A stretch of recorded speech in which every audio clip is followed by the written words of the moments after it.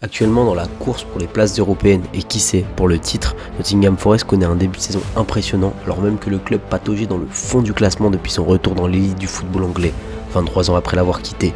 En 19 matchs, le club comptabilise déjà plus de points que la saison dernière durant laquelle ils avaient évité la relégation de peu, terminant 17ème, premier non relégable.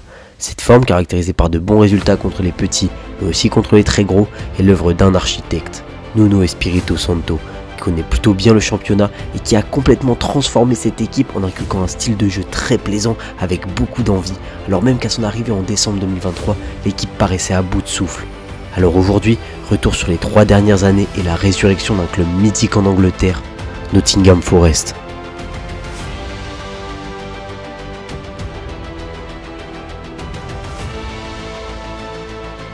L'équipe remonte en Première Ligue lors de la saison 2021-2022 après avoir dominé Huddersfield 1-0 à Wembley en finale des playoffs.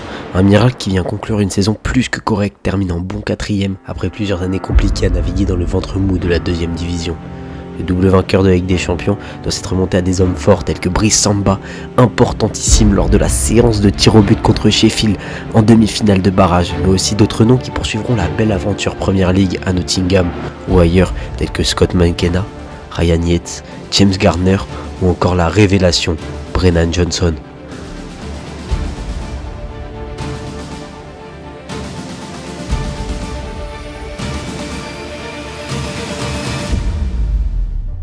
Pour leur retour en Première Ligue, le club met les bouchées doubles et ramène pour leur montée un mercato étincelant de stars, ou du moins de gloire du passé, tels que Keylor Navas, Jesse Lingard, Serge Aurier, Chris Wood, mais aussi des joueurs plus prometteurs comme Dean Henderson ou encore Morgan Gibbs-White, tout en gardant les hommes forts de la montée.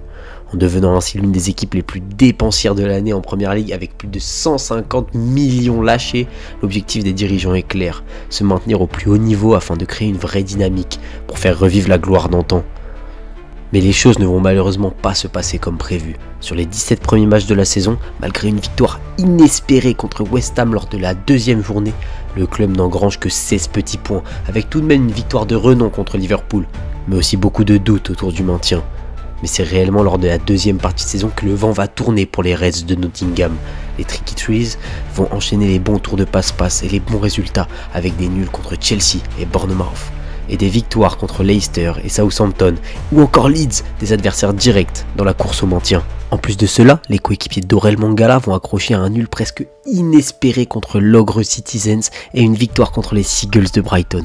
Mais surtout, ils vont valider leur maintien lors des dernières journées après avoir connu une petite série ô combien importante de bons résultats avec un nul contre Chelsea et Palace et une victoire canon contre Arsenal.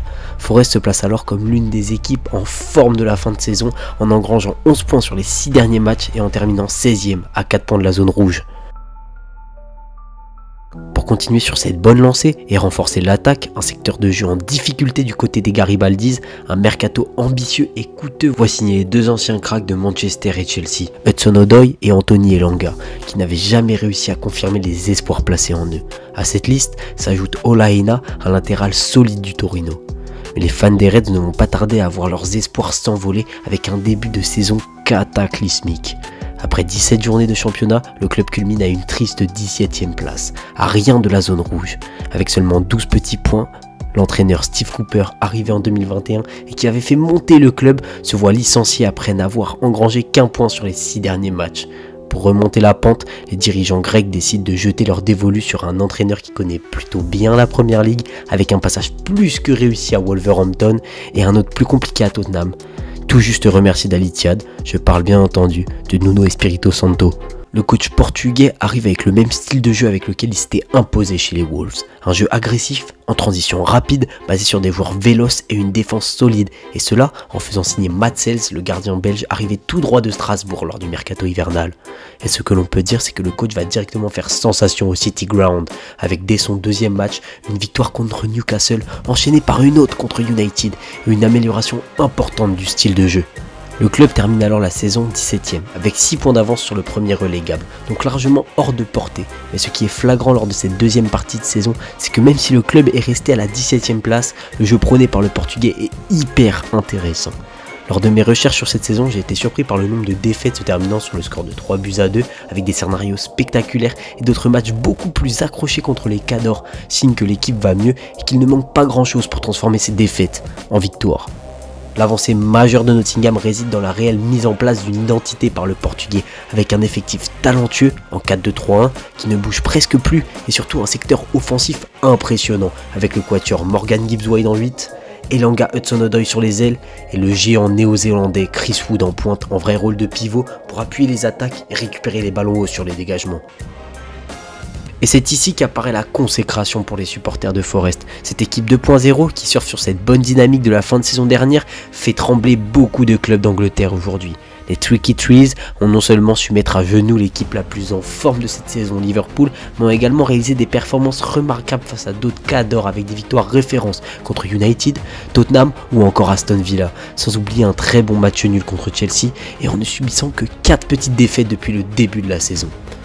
Cet excellent niveau de jeu permis grâce aux hommes forts de l'attaque mais aussi une solidité défensive portée par la révélation de la saison, le latéral droit Ola Aina et une charnière très solide Milenkovic-Murillo sont les secrets d'un collectif qui tourne incroyablement bien. N'oublions pas le trio du milieu, Elliot Henderson, Ryan Yates et Gibbs-White qui sont les distributeurs et des récupérateurs impressionnants, pas avares d'efforts. L'équipe renaît dès lors de ses cendres et retrouve des places qu'elle n'avait occupées depuis 1989 et qui doit sans doute rappeler pour les plus anciens les heures de gloire du City Ground. Après l'incendie, la forêt se remet à pousser et ce qui est sûr c'est que si l'équipe continue sur cette lancée, elle pourrait connaître une qualification dans la plus belle des compétitions européennes, elle qui l'a déjà remportée 2 fois et qui ne se refuserait assurément pas, qui sait, un nouvel exploit. En attendant, pour tout supporter de foot, cette bonne passe de ce club mythique fait plaisir à voir. On espère tous que cela durera dans un championnat où les petits arbres font rarement de l'ombre aux plus gros. Mais en ce moment, le petit buisson est devenu bien rusé et s'est transformé en menace pour les habituels bûcherons d'Angleterre. Merci de m'avoir écouté, c'était Street & Sport. N'hésitez pas à vous abonner pour plus de vidéos. Je vous dis au revoir et à la prochaine.